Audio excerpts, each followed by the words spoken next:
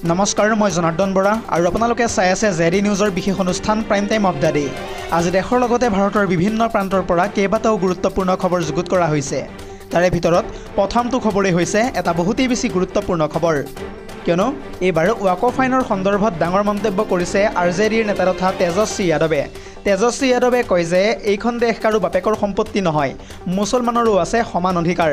আৰু এই সন্দৰ্ভত চাওকে আমাৰ এক্সক্লুচিভ প্ৰতিবেদন। পুনৰ জনাইছোঁ, ভাৰতবৰ্ষখন কাৰো পৈতৃক সম্পত্তি নহয়। ভাৰতবৰ্ষত হিন্দুৰ সমানে অধিকাৰ আছে মুছলমান সকলৰো।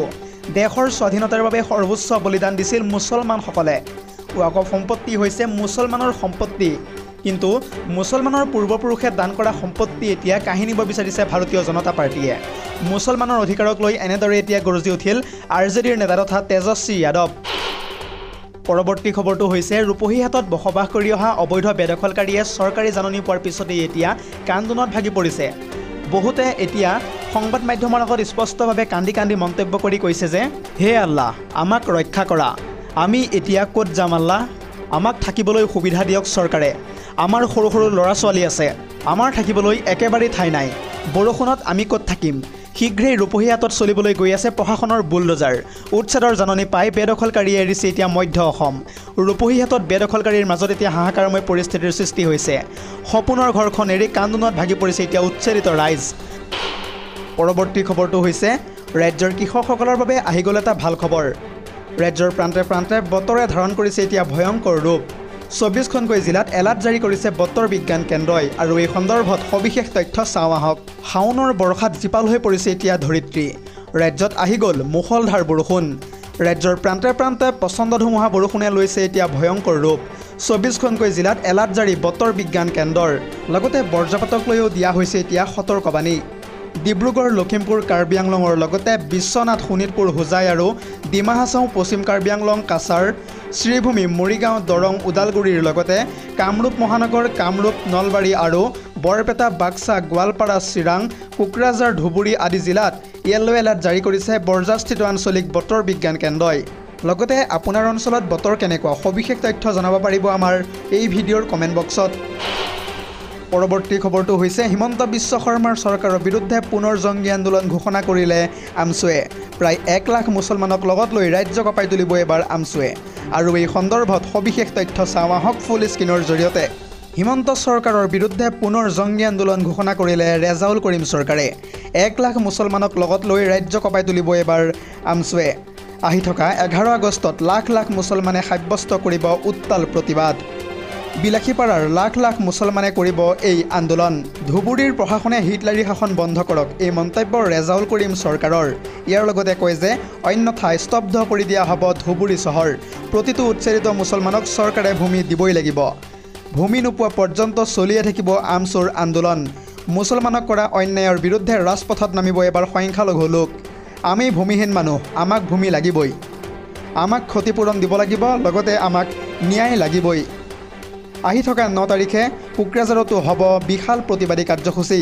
ন্যায় নোপোৱা পৰ্যন্ত আমছুৰ আন্দোলন অব্যাহত থাকিব।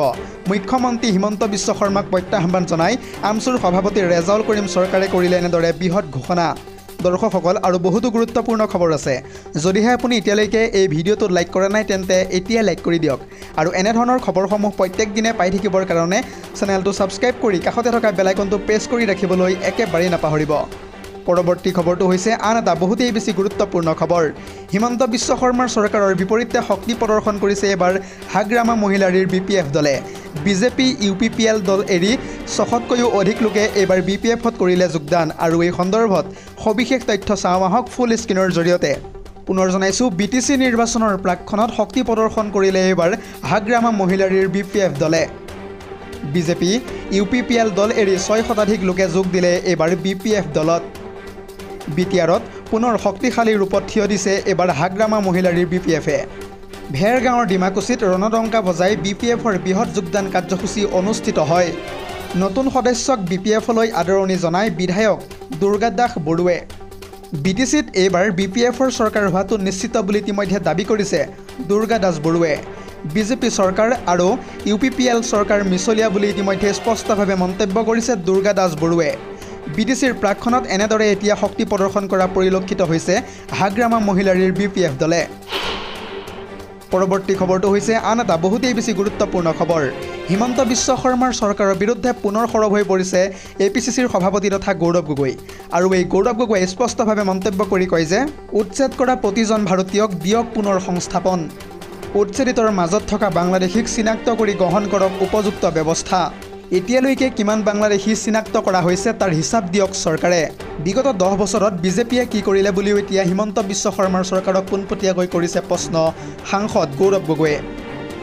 বিজেপিৰ নেতাই কেৱল নিজৰ পৰিয়াল আৰু আত্মীয়ক মাতি গতাইছে। 10 বছৰত কোটিপতি হৈছে অসমৰ মুখ্যমন্ত্ৰী।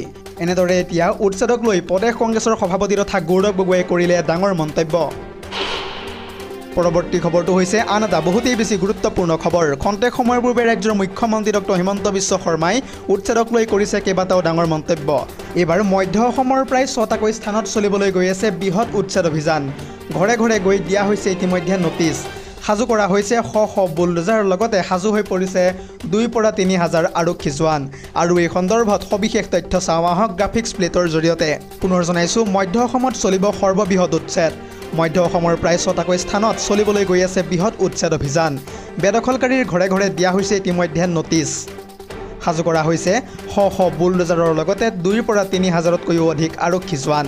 ঢিঙৰ প্ৰায় 6টাকৈ স্থানত থকা বেদখলকাৰীলৈ প্ৰশাসনৰ জাননী জাৰি। উচ্ছেদিত স্থানৰ তালিকা প্ৰকাশ কৰিলে ইতিমধ্যে প্ৰশাসনে। ঢিঙৰ ৰৌমাৰী বিল, লহকৰ ঘাট, বালিসত্ৰ গেজিং ৰিজাৰ্ভৰ লগতে আহোম গাঁও, ৰজাবাৰী 2 নং গ্ৰেজিং ৰিজাৰ্ভ আৰু বটাবাৰী গেজিং ভূমিত চলিব সৰ্ববৃহৎ উচ্ছেদ অভিযান। শীঘ্ৰেই ঘৰ খালী কৰাৰ নিৰ্দেশ প্ৰদান কৰিছে ইতিমধ্যে প্ৰশাসনে। ঢিং ৰাজহ চক্ৰৰ বিষয়াৰ কাৰ্যালয়ৰ তৰফৰ পৰাও ইতিমধ্যে জাৰি কৰা হৈছে জাননী।